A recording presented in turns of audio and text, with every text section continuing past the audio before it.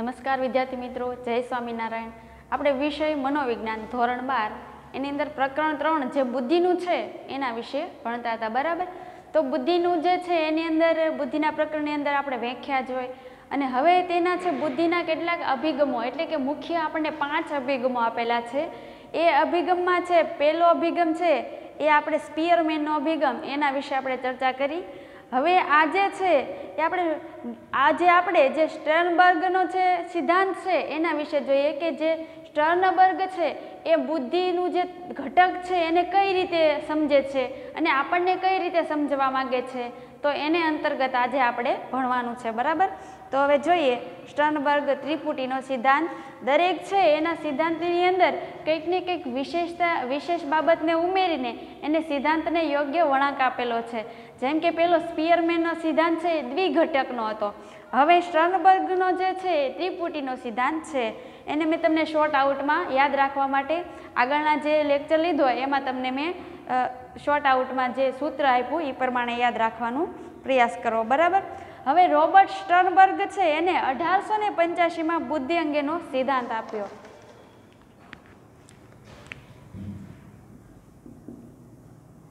Sternberg જેનો ત્રિપુટીનો સિદ્ધાંત, બરાબર। આ સિદ્ધાંત છે એને ક્યારે આપ્યો, તો કે આ સિદ્ધાંત છે એને 1985માં આપેલો, 1985। હવે આ સિદ્ધાંત આપ્યા પછી કઈ બાબત ઉપર આગળ જાય છે, તો કે આ જે છે સ્ટર્નબર્ગનો સિદ્ધાંત એની અંદર આપણને એવું કીધું છે કે જે વાસ્તવિક વાતાવરણ છે એ વાસ્તવિક વાતાવરણની અંદર વાસ્તવિક વાતાવરણ એટલે કે વ્યક્તિની જે હાલની સ્થિતિ છે એને અનુરૂપ વાસ્તવિક વાતાવરણની અંદર વ્યક્તિના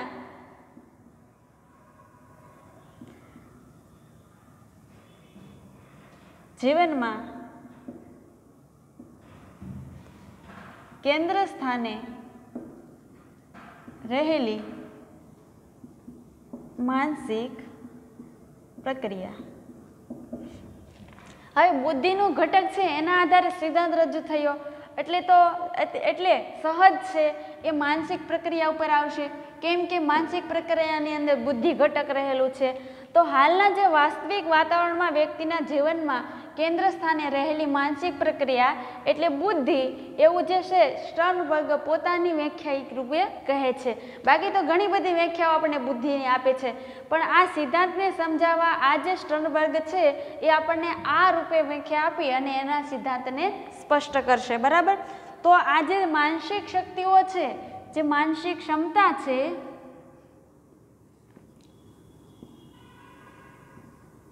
તો માનસિક ક્ષમતા છે એનો ઉપયોગ તો કે ક્યાં કરશે, કોણ, તો કે વ્યક્તિ, કોઈ XYZ ગમે એ વ્યક્તિ હોય તો એનો જે ઉપયોગ છે એ છે શેમાં કરશે, તો કે આ બધી જે માનસિક ક્ષમતાઓ છે એનો ઉપયોગ વાતાવરણના ઘટકો, જે વાતાવરણના ઘટકો છે, જે બાહ્ય પરિબળો છે એ બધી ઘટકો છે એને સ્વીકારવા, એને પસંદ કરવા અને આ સિવાય તેને શું કહે, તો કે યોગ્ય ઘાટ આપવા। એક્ઝામ્પલ રૂપે લઈએ તો હવે તમારી સામે કોઈ વસ્તુ, વ્યક્તિ કે પરિસ્થિતિ ગમે એ વસ્તુ, 3 બાબત છે। હવે એમાંથી આપણે કોઈ વસ્તુ લઈએ તો હવે વાતાવરણનું ઘટક શું થયું, તો કે વસ્તુ થઈ। હવે વસ્તુ છે તો કે આ વસ્તુ ખરેખર આ જ છે, તમારી સામે પડેલું ટેબલ જ છે, એ શું થયું, તમે સ્વીકારી લીધું। એટલે તમે સ્વીકારવા માટે શું કરશો, તો કે માનસિક પ્રક્રિયા થશે। આ સ્વીકાર્યા પછી હવે એમ પસંદ કરશો કે આ વસ્તુ ખરેખર આ જ છે અને આ જ કહેવાય। એ પસંદગીનો જે વિચાર છે તમારામાં અર્થઘટિત થશે અને પછી તમે એને યોગ્ય ઘાટ આપશો, કેમ કે વસ્તુ છે પણ વસ્તુના વર્ગીકરણમાં એ કયા પ્રકારની છે, એવી જ રીતે વ્યક્તિ છે તો વ્યક્તિઓ પણ ઘણા પ્રકારના સ્વભાવવાળી હોય છે, તો એને સ્વીકારવું, એને પસંદ કરવું એટલે કે ઓળખવું અને યોગ્ય રીતે ઘાટ આપવો એટલે કે એની વિશેષ સમજૂતી પ્રાપ્ત કરવી। આ જે બધી જ બાબતની પ્રક્રિયા થાય છે એ બધું આપણે વાતાવરણના ઘટકો, એમાંથી માનસિક ક્ષમતાના આધારે આપણે કરતા હોઈએ છીએ। એટલે ટૂંકમાં કહેવાય એમ માંગે છે કે જે વાતાવરણના ઘટકો છે એને સમજવા જે માનસિક ક્ષમતા આપણી છે એમાંથી પસંદગી, સ્વીકાર અને ઘાટ આપવો, આ બધી બાબતની જે પ્રક્રિયા થાય છે એને બુદ્ધિ ઘટકમાં સમાવે છે। બરાબર। હવે છે એની અંદર આપણને આટલી બાબત સમજાવ્યા પછી એને 1990માં ફરીવાર, એટલે પેલો જે છે એ સિદ્ધાંત એને 1885માં આપ્યો, 1985માં આપ્યો, પછી એને 1990માં આ જે સિદ્ધાંત હતો એને બદલીને નવું કંઈક ઉમેરીને એને સફળતાનો જે સિદ્ધાંત છે એ રજૂ કરેલો હતો। એને એવું નામ આપ્યું ટૂંકમાં કે સફળ બુદ્ધિ। એક વાક્યમાં પૂછાઈ શકે કે 1990માં રજૂ કરેલો સિદ્ધાંત છે એનું નવું નામ તો કે સફળ બુદ્ધિ। બરાબર। હવે જે સ્ટર્નબર્ગર છે એની અંદર એને જે સિદ્ધાંત આપણને સમજાવ્યો છે એમાં મુખ્ય 3 ઘટકોને આવરી લીધેલા છે। બરાબર। તો એ મુખ્ય ઘટકો કયા છે 3 પ્રકારના? તો કે પેલું ઘટક છે, આમાં 3 ઘટકો છે એને અંતર્ગત પણ કંઈ ને કંઈ કહેલું છે। બરાબર। પેલું છે ઘટકીય બુદ્ધિ, ઘટકીય બુદ્ધિ। બીજું અનુભવજન્ય બુદ્ધિ, અને ત્રીજું છે એ છે સંદર્ભગત બુદ્ધિ। ત્રીજું છે સંદર્ભગત બુદ્ધિ। હવે આ 3 ઘટકને અનુરૂપ એક એવી બાબત આપણને કહે છે, તો એમાં જોઈએ તો કે ઘટકીય બુદ્ધિની અંદર આપણને એમ કહે છે કે અમૃત અને વિશ્લેષણાત્મક વિચાર, આને શું કહે ઘટકીય બુદ્ધિની અંદર? તો કે અમૃત જે જોઈ શકાતું નથી, જે આપણી સામે પ્રત્યક્ષ નથી, એને માત્ર માનસિક ક્રિયાઓ દ્વારા કે વિચારણો દ્વારા આપણે એને સમજવા પ્રયાસ કરતા હોઈએ એવી ન જોઈ શકાય એવી અમૃત અને વિશ્લેષણાત્મક, શું કીધું? તો કે વિશ્લેષણાત્મક, જેનું વર્ગીકરણ કરી એને સ્પષ્ટપણે સમજવા માટેનો પ્રયાસ જે આપણી વૈચારિક ક્રિયા દ્વારા થાય છે એવું વિશ્લેષણાત્મક આ ઘટકીય બુદ્ધિ છે। એટલે એને શું કીધું કે એને બીજા અર્થમાં વિશ્લેષણાત્મક બુદ્ધિ પણ કહેવામાં આવે છે।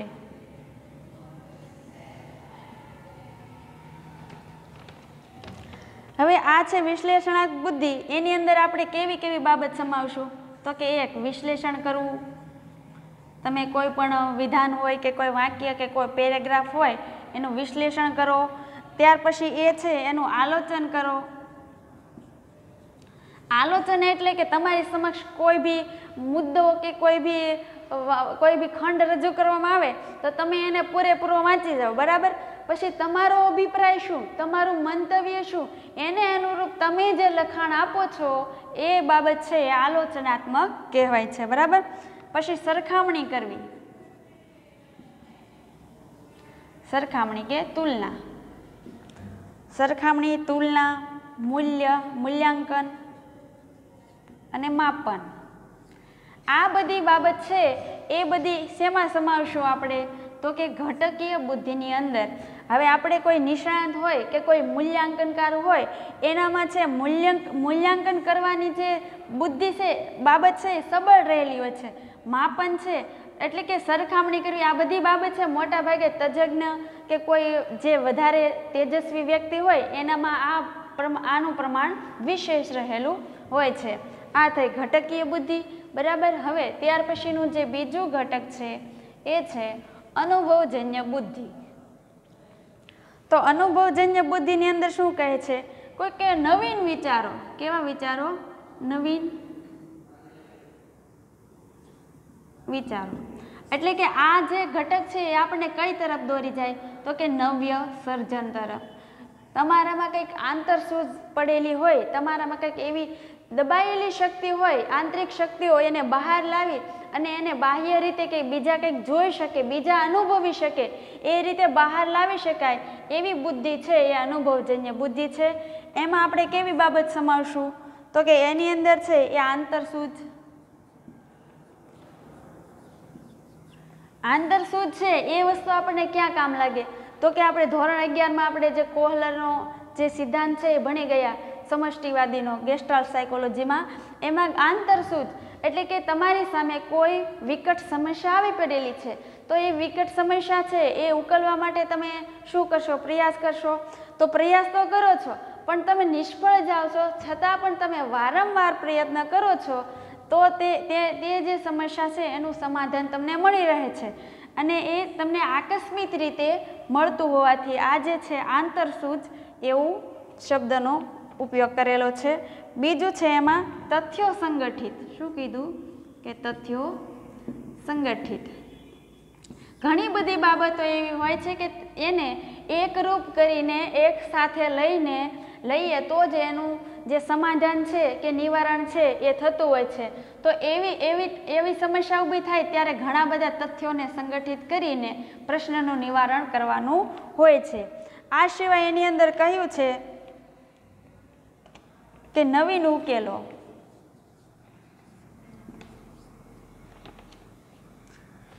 અને છેલ્લે કીધું છે કે સર્જનાત્મકતા.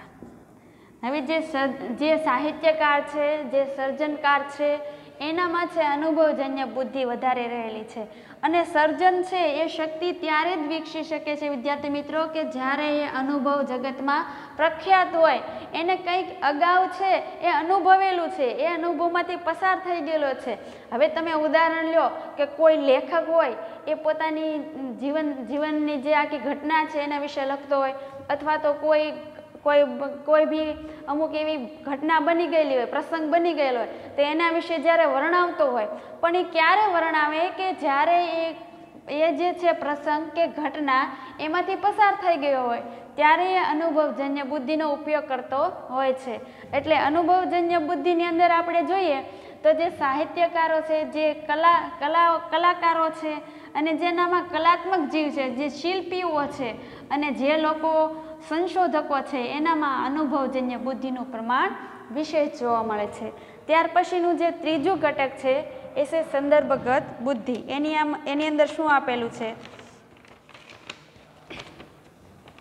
તો સંદર્ભગત બુદ્ધિ છે એની અંદર આપણે મુખ્ય વસ્તુ એ યાદ રાખવાની કે સંદર્ભગત બુદ્ધિની અંદર અનુકૂલનની બાબત તીવ્ર હોય છે, એટલે કે એકબીજા સાથે વાતાવરણમાં ભળવાની. એટલે આમાં શું લેશું આપણે? તો કે અનુકૂલન સાધવું વાતાવરણ સાથે. બરાબર? તો જે વ્યક્તિ છે એ વધારે જીવનમાં સફળ ત્યારે જ હોય છે. હવે આ પ્રકારની બુદ્ધિ છે એમાં વ્યવહારિક જીવનમાં વાતાવરણ સંદર્ભમાં, વ્યવહારિક જીવન છે એમાં આપણે કેવી બાબત સમાવશું? વ્યવહારિક જીવન. તો એની અંદર સામાજિક આવે, આર્થિક, આવેગિક અને સાંસ્કૃતિક. આ જે છે એ વ્યવહારિક જીવનના આધારો છે. તો હવે આ જે છે આ બધી બાબતમાંથી તો વ્યક્તિ પસાર થવાનો જ છે. સમાજમાં રહે છે, કુટુંબનો સદસ્ય છે એટલે સમાજમાં રહે છે. હવે સમાજમાં રહે છે, કુટુંબમાં રહે છે એટલે શું? તો કે એને આર્થિક રીતે તો કંઈક ને કંઈક અસરકારક થતી જશે. પછી આવેગિક એટલે કે સંવેગિક આનો બીજો સમાનાર્થી થાય છે. તો જ્યારે વ્યક્તિમાં આવેગિક પ્રક્રિયા છે એ તીવ્ર હોય તો એ ક્રોધિત હોય, અને ઘણીવાર જ્યારે આવેગિક પ્રક્રિયા છે એ ઓછી હોય તો શાંત હોય. તો આવેગિક પ્રક્રિયા છે એના આધારે છે એ સમાજમાં કંઈક ને કંઈક વર્તન કરતો હોય. તમે જોજો ઘણાને તો બોલાવ્યા ન થતા હોય, તરત આપણા જેવા તેવા આપણે સવાલોના જવાબ આપી દેતા હોય છે. કેમ? કે એનામાં છે આવેગિક પ્રક્રિયા હોય એ તીવ્ર હોય, એને શું બોલવું એનું પણ ભાન ન હોય, અને ઘણા છે ખૂબ સમજદારીપૂર્વક શાંતિપૂર્વક આપણે પ્રશ્નના જવાબ દેતા હોય. એનું કારણ કે એના સંવેગો પર કાબુ રાખવામાં સક્ષમ છે. હવે સાંસ્કૃતિક, તો કે સંસ્કૃતિ આપણી ભારતીય સંસ્કૃતિ કે કોઈ વિદેશી સંસ્કૃતિ હોય એને અન્વયે એને અનુરૂપ રહીને વાતાવરણ સાથે સાયુજ્ય સ્થાપવું. હવે તમે જોજો કે કોઈ અમેરિકન કે કોઈ બી વિદેશી વ્યક્તિ આપણા ભારતમાં આવે અને લાંબા ટાઈમ સુધી સ્થાયી થતી હોય તો એ છે આપણા ભારતીય સંસ્કૃતિના પરિવેશમાં સમૂળગી રીતે અનુકૂલન સાધી લે તો એ શું થયું? તો કે એને છે એ આ વ્યવહારિક જીવનમાં સેટ થવાની બાબત છે એમાં સંસ્કૃતિનું પરિબળ મહત્વની ભૂમિકા ભજવી ગઈ. આપણે પણ વિદેશમાં જતા આપણા ભારતીયો છે એની રહેણી કેણી બધી રીતે રીતભાતમાં ઢળી જાય છે, તો એ આપણા સાંસ્કૃતિક પરિવેશને છોડી એના પરિવેશમાં સમાવિષ્ટ થાય છે, વાતાવરણને અનુકૂલિત થતું હોય છે. બરાબર. તો વ્યવહારિક જીવન છે એને સફળ બનાવવા માટે આપણે અનુકૂલન જરૂરી છે. અનુકૂલન એટલે બીજા સાથે સારી રીતે મેળ બેસાડવો. હવે છે વ્યક્તિ પોતાની નબળાઈઓની ક્ષતિપૂર્તિ કરીને વાતાવરણમાં અધિકતમ ફાયદો મેળવે છે, તે રીતે પરિસ્થિતિ પરિવર્તન કરવાની ક્ષમતા ધરાવે છે. હવે તમે જુઓ કે તમારી સામે એવી પરિસ્થિતિ હોય કે તમારે એ પ્રમાણે કામ કરવાનું હોય, પણ ઘણીવાર એવું બને કે એનાથી વિપરીત તમને એમ કીધું કે આજે તમારે આવી રીતનું કામ કરવાનું છે. હવે તમારે મનમાં તો એ જ ફિટ બેસી ગયું કે મને આ માળખાગત રીતે કામ કરવાનું કીધું એમ મારે આવતીકાલે કામ કરવાનું છે. પણ જ્યારે તમે આવ્યા હો અને તરત જ તમને એમ કહેવામાં આવે કે તમને કાલે કીધું એમ નહીં, હવે આજે તમારે આમ કરવાનું છે. હવે એમાં શું થયું? પરિસ્થિતિ પરિવર્તન કરી અને તમે એ પ્રમાણે કામ કરવા માંડો તો એ તમારું અનુકૂલનનું જે છે એ પરિસ્થિતિ પરિવર્તિત કરી અને તમારે કાર્ય કરવાની ક્ષમતા તમારામાં રહેલી છે. આને વ્યવહારિક બુદ્ધિ તરીકે ઓળખવામાં આવે છે. એટલે કે જે વ્યક્તિમાં આ જે સંદર્ભગત બુદ્ધિ વધારે, એનું વ્યવહારિક જ્ઞાન વધારે અને એનું વ્યવહારિક જીવન છે એ સફળ નીવડે છે. તો આપણે આ ઘટકીય બુદ્ધિ, અનુભવજન્ય બુદ્ધિ અને સંદર્ભગત બુદ્ધિ, આ ત્રણ બુદ્ધિના પ્રકારો છે એ સ્ટર્નબર્ગના શ્રીપુટીના સિદ્ધાંતમાં સમજ્યા. બરાબર. તો આ સિદ્ધાંત છે એ એટલે સુધી છે અને ત્યાર પછી છે સિદ્ધાંત છે એ ગિલફર્ડનો ત્રિપરિમાણીનો સિદ્ધાંત છે.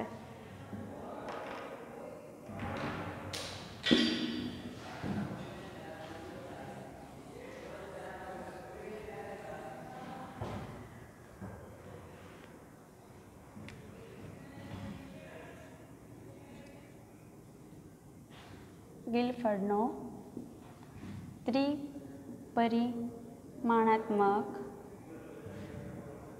સિદ્ધાંત. તો આમાં શું કહેવા માંગે છે આપણે શરૂઆતમાં થોડું જોઈ લઈએ કે સ્પીયરમેને છે આ સિદ્ધાંતનું ખંડન કરતા જેપી ગિલફર્ડ જણાવે છે કે એટલે કે આપણે જે પહેલો સિદ્ધાંત જોયો ને દ્વિઘટકનો, એ સિદ્ધાંત છે એનો વિરોધ કરતા જેપી ગિલફર્ડ જણાવે છે કે બુદ્ધિ એ માત્ર બે જ ઘટકોની નથી બનતી, કેમ કે એને છે એ જી ફેક્ટ અને એસ ફેક્ટ એવા બે જ પરિબળો આપ્યા છે, પણ એ બે પરિબળો પૂરતી જ બુદ્ધિ નથી બનતી, પણ બુદ્ધિ છે એની રચના જુદા જુદા ઘટકોના સમુચ્ચયથી થાય છે. જુદા જુદા ઘટકો છે એનું એકત્રીકરણ થવાથી થાય છે. દરેક ઘટક એક વિશિષ્ટ માનસિક ક્ષમતાનું પ્રતિનિધિત્વ કરે છે.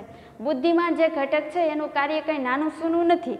દરેકમાં કંઈક ને કંઈક એવી માનસિક શક્તિ છે કે જે પ્રતિનિધિત્વ રૂપ અગ્રણી રૂપ છે, એકબીજાથી સ્વતંત્ર હોય છે.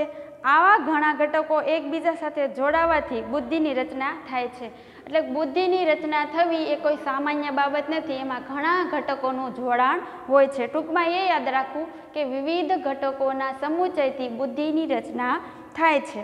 આપણે જોઈએ કે આપણા શરીરના અંગો ભલે જુદા જુદા હોય, પણ જે શરીર તંત્રની રીતે જે કાર્ય કરે છે એમાં તો બધાયનો ફાળો છે. શરીર છે એમાં હાથ હોય, ભલે નાક હોય, પણ દરેકનું સંયુક્ત રીતે કામ થાય ત્યારે જ આપણું શરીર તંત્ર છે એ યોગ્ય રીતે કામ કરી શકતું હોય છે. એટલે છે કે શરીર અને શારીરિક ક્રિયાઓ શક્ય બને છે, તેવી જ રીતે વિવિધ ઘટકો જોડાવાથી બુદ્ધિનું નિર્માણ થાય છે. એટલે કે બુદ્ધિના નિર્માણમાં ઘણા ઘટકોનો ફાળો છે. હવે ગિલફર્ડે છે આપણે ત્રણ ત્રિપરિમાણિક સિદ્ધાંતો આપેલા છે. કેટલા ત્રિપરિમાણિકો આપેલા છે? તો કે ત્રણ. એમાં પેલું ક્રિયા, બીજું વસ્તુ અને ત્રીજું નિપજ. આ જે છે એની અંદર ક્રિયા છે એમાં એમ કહેવામાં આવે છે કે ક્રિયાત્મક બાબત છે એની અંદર પણ ઘણી એવી બાબતો હોય છે જેના આધારે ઘટક છે એ સમૂળગું બને છે. ઘણી વસ્તુ હોય છે એના આધારે બુદ્ધિનું ઘટક તીવ્ર બને છે. અને નિપજ જે પ્રાપ્તિ છે, ઘટકીય પ્રાપ્તિ છે, એના આધારે છે એ બુદ્ધિ સબળ બને છે. તો જોઈએ કે ક્રિયાની અંદર શું કીધું છે. તો ક્રિયાની અંદર આપણે મુખ્ય મૂલ્યાંકન, વિકેન્દ્રીકરણ, ચિંતન, ક્રિયામાં મૂલ્યાંકન, વિકેન્દ્રીકરણ, પછી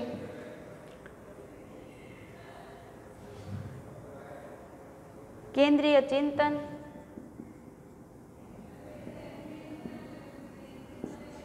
સ્મૃતિ અને મૂર્ત. આમ જે છે એ આપણને કુલ 5 પ્રકારના ઘટકો, આંતર ઘટકો આપેલા છે. ત્યાર પછી વસ્તુ છે એનામાં દ્રશ્ય, શ્રાવ્ય,